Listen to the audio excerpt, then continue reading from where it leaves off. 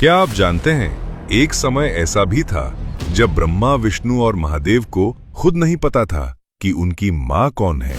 ये कहानी है ब्रह्मांड के उस रहस्य की जिसे बहुत कम लोग जानते हैं। देवी भागवत पुराण के अनुसार सृष्टि के आरंभ से पहले, जब समय भी पूरी तरह जागा नहीं था, तब त्रिदेव ब्रह्मा, विष्णु और महेश एक गहरे प्रश्न में डूबे हुए थे। हम कौन हैं? हमारा जन्म कैसे हुआ? और इस पूरे ब्रह्मांड की सबसे बड़ी शक्ति कौन है?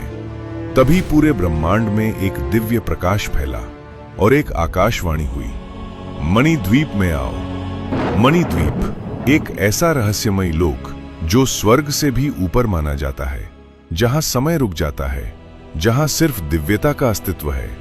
और वहां विराजमान है आदि शक्ति माता ललिता त्रिपुर सुंदरी।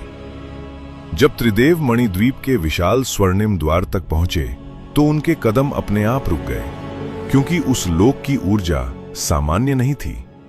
लेकिन जैसे ही उन्होंने उस द्वार को पार किया, कुछ ऐसा हुआ जिसने स्वयं त्रिदेवों को भी स्तब्ध कर दिया। ब्रह्मांड को चलाने वाले तीनों देव क्षण भर में दिव्य स्त्रियों में बदल गए, क्योंकि उस परम शक्ति के सामने हर शक्ति छोटी थी।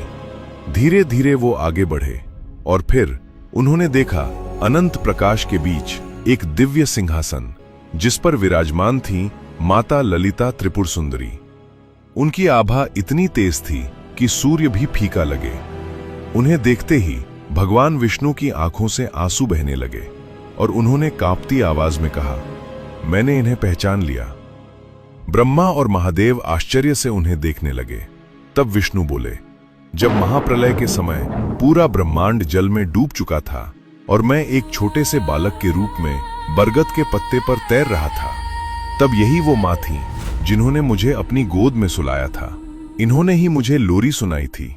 उस क्षण त्रिदेव समझ गए कि सृष्टि बनाने वाले भी किसी और शक्ति से जन्मे हैं, और वो शक्ति है आदि शक्ति, जगजननी माता त्रिपुर सुंदरी। उस दिन ब्रह्मा, विष्णु और महादेव ने जाना कि पूरे ब्रह्मांड की सबसे पहली शक्ति एक माँ है, और शायद इसी वजह से सनातन में माँ को भगवान से भी ऊपर माना गया है। अगर आपने आज कुछ नया जाना तो कमेंट में लिखो, जय माता दी।